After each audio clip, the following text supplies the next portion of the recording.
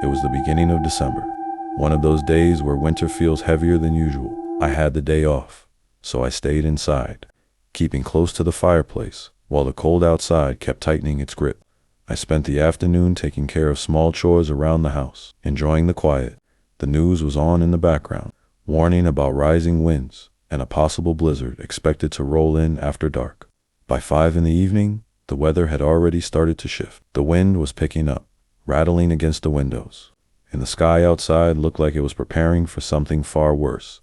I switched the TV to another channel and tried to relax, but around 7, the sound of the wind crashing against the house became impossible to ignore. It genuinely felt like a full blizzard had arrived. Curious and a little uneasy, I got up and went to the back window. At first, all I could see was sheets of snow whipping down from the sky, the visibility nearly zero. But then something emerged, something moving, a person, a lone figure walking across my backyard at a calm, steady pace, as though the storm didn't exist. My yard is large and unfenced, so on any other night, it might not have been alarming. But in this weather, anyone out there should have been struggling to even stand, let alone walk casually. The figure headed toward the far end of the yard, where a long, empty road stretched for miles with nothing around. No houses, no buildings, no place someone could realistically walk to in a storm like this. Before I could make more sense of it, the snow swallowed the figure completely. I stayed at the window for a while, hoping to catch sight of them again, wondering who they were and why they were out there. But nothing else appeared. I tried to settle back into the couch, yet the thought of that figure lingered uncomfortably in my mind. Only 5 minutes later, a knock echoed from the front door. My stomach sank. I got up and cracked the door open. A man stood there, bundled in a thick winter coat, his nose bright red, his skin pale like the cold had soaked into him. I couldn't say for sure if this was the same person from the yard, but it felt like too much of a coincidence. "How can I help you?" I asked. He gave a weak, trembling smile, speaking through chattering teeth. He said he was waiting for someone to pick him up and asked if he could step inside for a few minutes to warm up until his ride arrived. I hesitated. It's easy to think you'd never let a stranger into your house, especially at night during a storm, but when someone looks like they've been freezing outside for too long, the choice isn't as simple. Still, my instinct told me to be cautious. I told him he could sit on the porch under the overhang to get out of the snow, and I offered to bring him an old jacket of mine if he needed it.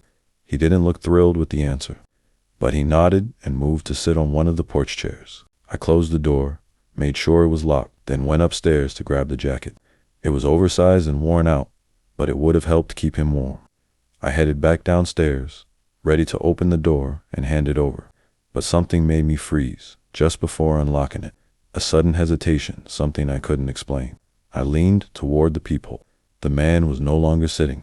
He was standing directly in front of the door, pressed close to it, his hand wrapped around the handle as if he were just waiting for the moment.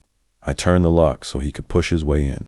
My heart slammed in my chest. I stepped back slowly and pulled out my phone, dialing 911 as quietly as I could. I whispered to the operator while keeping my eyes locked on the door, terrified of what might happen if he realized I was onto him. Once they told me officers were on their way, I gathered enough courage to check the peephole again. He was gone. Not sitting, not standing, not anywhere in the yard. Just gone, like he had sensed the call and vanished into the storm. The police searched the area, but found nothing. No footprints beyond the ones already buried by the snow. No signs of anyone nearby. And the man never appeared again. What he planned to do if I'd opened that door. I tried not to think about it. I just hope I never see him on my porch again. Last year, while heading out to visit my family for the holidays, I found myself dealing with an early winter storm. They live about 15 hours away, and normally I try to power through the entire drive in one shot. But that year, snow had come sooner than expected, slowing everything down.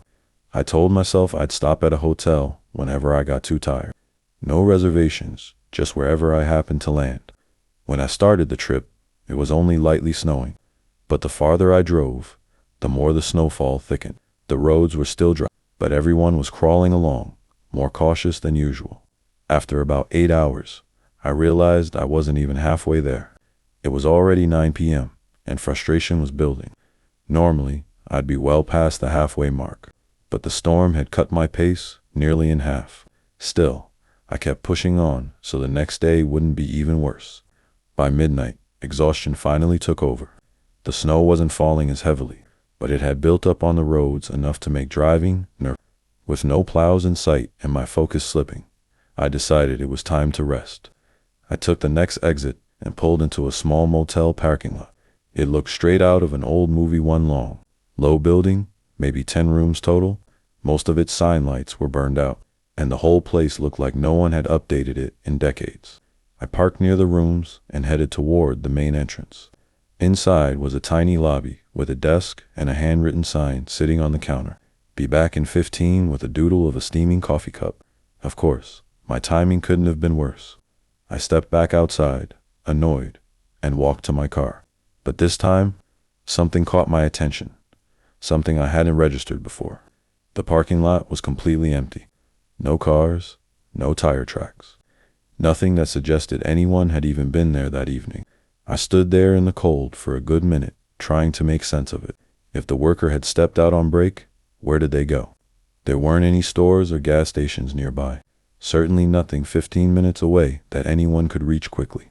Unease settled in, but I was too tired to think clearly. I got back in my car, turned on the heat, and debated my next move. My head was pounding. My eyes were heavy.